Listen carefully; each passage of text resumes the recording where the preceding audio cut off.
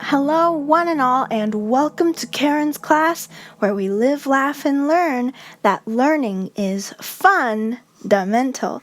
In this class, we will be deepening our understanding of parts of speech, affixes, and how to use them in this third segment of our 4-part series, all about the art of paraphrasing. So put on your thinking caps, and let's get started.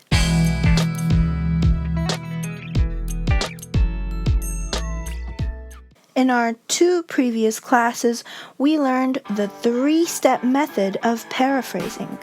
In step 1, you replaced nouns, verbs, adjectives, and adverbs with their synonyms. But what exactly are parts of speech? And how can you use affixes to switch them? As with everything, contextual understanding is key. Today, we'll be going over everything you need to know about parts of speech to give your writing a grammatical glow up. So let's dive right in. When we talk about changing word forms or switching parts of speech, we're talking about using prefixes, root words, and suffixes to do so. But first, we need to understand, what are parts of speech? A part of speech, or parts of speech plural, is a noun describing a category to which a word is assigned in accordance with its syntactic functions. In other words, it's a grammatical category to which other groups of syntactic categories belong. You've probably come across these 9 main parts of speech at some point in school. If you're just here for the tip on paraphrasing, feel free to skip to the chapter How to Switch Parts of Speech Using Affixes. It's in the description below. But I highly encourage you to stick around and take this opportunity to clarify, once and for all, the fundamental building blocks of grammar that you may have been taking for granted, or which you may have alternately found too intimidating. I promise it's super easy and super fun. Let's look at some examples of parts of speech. First, examples for nouns might be words like boy, dog, and Sarah. Next, examples for pronouns might be words like he, him, she, I, or them. Next, examples for adjectives might be words like bright, sad, and beautiful. Examples for determiners might be words like a, an, the, or that. Examples for verbs might be words like sing, develop, and exist. Examples for adverbs might be words like happily, swiftly, and sadly. Examples for prepositions might be words like to, in, on, or at, while examples for conjunctions might be words like and, but, and or. Finally, examples for interjections might be words like wow or ouch. Well, that was a trip down memory lane, but today we're just going to focus on the main 5 parts of speech: nouns, pronouns, adjectives, verbs, and adverbs. We'll be going much more into depth in subsequent videos, so consider this a primer for now. First, let's look at nouns.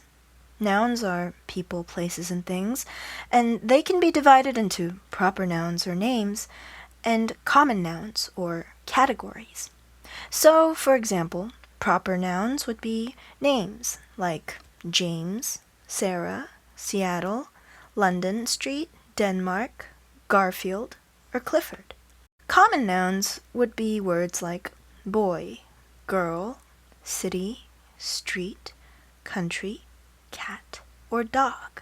Proper nouns are capitalized, while common nouns are not, and common nouns are almost always preceded by a determiner. For example, that boy, this girl, a city, those streets, my country, a cat, a dog. Proper nouns almost never are, except in specific situations. So far, so good. But wait. So, where do parts of speech belong in sentences? Let's look at an example. let's say we have a sentence like this. I eat an apple. It's a simple sentence. In fact, it's what we call a subject-verb-object sentence, or an SVO sentence in linguistics. In this sentence, we see that I is the subject. The grammatical subject of a sentence is the person who does an action. I am the one that is eating an apple. Therefore, in this case, the subject of the sentence is I. Now, there are three main different types of subjects. A simple subject is a noun or pronoun without modifiers. A compound subject is a combination of two or more simple subjects, such as Lisa and I, in a sentence like Lisa and I eat pizza. And a complete subject is a combination of a simple subject and the modifiers that come before it, such as the girl, in a sentence like the girl eats an apple. In this case, I, as the subject of the sentence I eat an apple, can be said to be a simple subject. Now, you can't just fit any old word into the place of a subject. You gotta meet the criteria.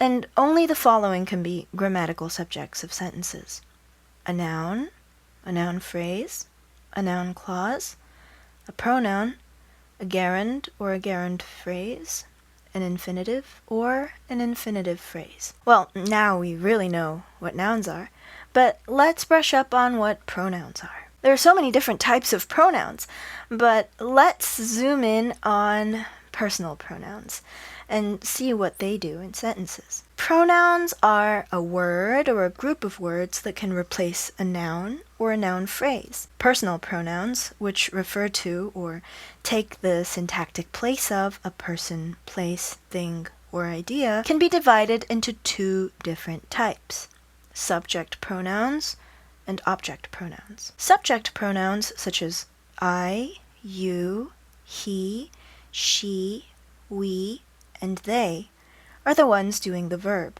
carrying out the action. Object pronouns such as me, you, him, her, us, and them are the recipients of the action, the ones to whom the verb is being done. In the example sentence, we can see that in the case of I told you that he hugged her, I and he are subject pronouns because they are the ones doing the action, being active, doing the telling and the hugging, while you and her are object pronouns, receiving the action. The same goes for the example sentence, she told me that you joined them. In this case, she and you are the ones doing the action, telling and joining, while me and them are the ones to whom the telling and joining are happening. Let's return to our SVO simple sentence, I eat an apple. In this case, the object of the sentence, the one to whom the action is happening, is an apple. A grammatical object is a noun or a pronoun that is acted upon by a verb or a preposition. You can have three main types of objects: a direct object, an indirect object, or the object of a preposition. Let's look at examples of each type. In the case of the first type, a direct object, apple in I ate an apple, would be an example of a direct object. It is the noun or pronoun acted on by a verb. In the case of the second type, an indirect object, me in give me the apple would be an example of an indirect object because the me would be the one receiving the direct object, which is the apple. Finally, in the case of the third type, the object of a preposition is the noun or pronoun acted on by a preposition. In the example, tell the joke without laughing, laughing would be the object of the preposition without. The word form of the word laughing in this particular sentence is what we call a verbal, and it may look like a verb, but it's actually a grammatical noun. We'll get around to that in subsequent videos. Now we can say that this apple in the sentence, I eat an apple, is a direct object. Now let's look at the verb. In the sentence, I eat an apple, the verb is the action word. Therefore, eat is the verb in this sentence. But let's brush up on what verbs are. Wow, there are so many different types of verbs. But let's zoom in on action verbs and stative verbs, which represent actions and states of being. Now, action verbs are verbs of action. They can be used in continuous tenses, such as he is being happy, they are doing the laundry, I am running, and so on. Stative verbs cannot be used in continuous tenses, although there are many exceptions. Generally, stative verbs can be divided into verbs of feeling and emotions, verbs of thoughts and opinions, verbs of possession, and verbs of senses. There is considerable overlap, as can be seen in this comparison table of verbs that can be both stative and action verbs. But this isn't really a lesson about verbs. We could talk about verbs all day. Verbs are awesome and fun and complex and expressive, and we'll be getting deep into the world of verbs in subsequent lessons. For now, all we need to know is that, basically, verbs are words denoting actions, states, or events. For example, in a sentence like, she ran, the past tense of run, is a verb. But what if we want to describe that verb and talk about exactly how she ran? We can add an adverb, such as quickly. Adverbs describe verbs, but that's not all they do. Adverbs also describe other adverbs, adjectives, determiners, clauses, prepositions, or sentences. In the first example sentence, we see she blushed confusedly, terribly flustered. She is the pronoun in the place of the subject, doing the verb blushing. Because it is the past tense, it is said that she blushed. How did she blush? We need to check the adverb. She blushed confusedly. In the phrase that follows, which is an adjectival phrase, we see that she, the pronoun, the subject of the sentence, is being described as terribly flustered. Confusedly and terribly, in these cases, are adverbs, describing the verb and the adjective, respectively. Next, let's look at the second example sentence. The color of her cheeks deepened to a brightly burning red. We see that the noun is color, not her cheeks. That's the subject. The color of her cheeks. The color is doing the deepening. What is the color being described as? The color is being described as red. The adjective red is being described by the two adverbs brightly and burning. Now you understand what a jack of all trades the adverb truly is. So, to sum up, all you need to know for the purposes of this particular lesson is that verbs are actions, states, or events. Adverbs describe verbs, other adverbs, adjectives, determiners, clauses, prepositions, or sentences, while nouns are people, places, or things. Pronouns replace nouns, and adjectives describe nouns. It's fairly easy to see how pronouns replace nouns. When I say Karen eats the apple, Karen and the apple are nouns. They can each be replaced by she and it, because she is the third person female subject pronoun, while it is the apple. And finally, adjectives describe nouns or pronouns. For example, in the sentence, the hungry girl eats the red apple, hungry is an adjective describing the noun girl, while red is the adjective describing the noun apple. So far, so good. Now we're definitely on the same page when we're talking about parts of speech. But wait, so how do you switch around word forms, also known as parts of speech? Answer: you add, delete, or switch prefixes, suffixes, or word forms. But what are prefixes, root words, and suffixes?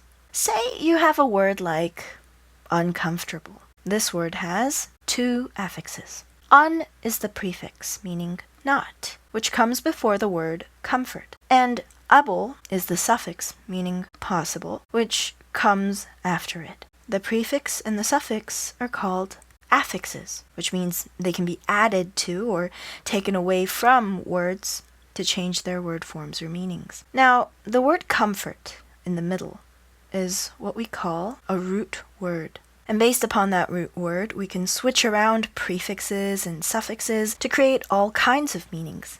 For example, comfortable, discomfort, comforter, comforting, and we can even add two suffixes at the same time to create a word like comfortingly. The real kicker is, all these words have variations in word form and meaning. Comfortingly is an adverb. Comforting can be an adjective, a gerund, or a verb, depending on the context. Comfortable and uncomfortable are adjectives. Discomfort is an abstract noun, and comforter is a concrete noun that refers to either a person or an object. Now let's apply our newfound word form switcheroo superpower and try applying it to specific sentences. Paraphrase this sentence. I find comfort in the natural world. By switching out the word forms, prepositions, affixes, and word order of the root word comfort, we can create variations such as, the natural world is comforting to me. The world of nature comforts me. The natural world is my comforter. I find the natural world comforting, which all mean the same thing in different words. Now let's try paraphrasing another sentence. Paraphrase this sentence. The city feels uncomfortable to me. Again, by switching out the word forms, affixes, prepositions, and word order of the word uncomfortable, we can create variations such as, the city brings me discomfort. The city is uncomfortable for me. The city is a thing of discomfort. I find the city uncomfortable. Which all mean the same thing in different words. Now let's try paraphrasing one last sentence. Paraphrase this sentence. She wrapped her arms around her friend's shoulder. Again, by switching out the word forms, affixes, prepositions, and word order of the implied word comfort, we can create variations such as, she comforted her friend with a hug. She hugged her friend comfortingly. She hugged her friend's shoulder in a comforting gesture. She wrapped her arms around her friend comfortingly. This has been lesson 3 of 4 in our series, How to Paraphrase, Understanding Parts of Speech, Affixes, and How to Use Them. Thank you for joining Karen's class. I hope you learned something, and I'll be back with more videos, so please subscribe and like this video for more helpful content in helping you become the best writer that you can be. See you next class, and until then, keep your thinking cap on.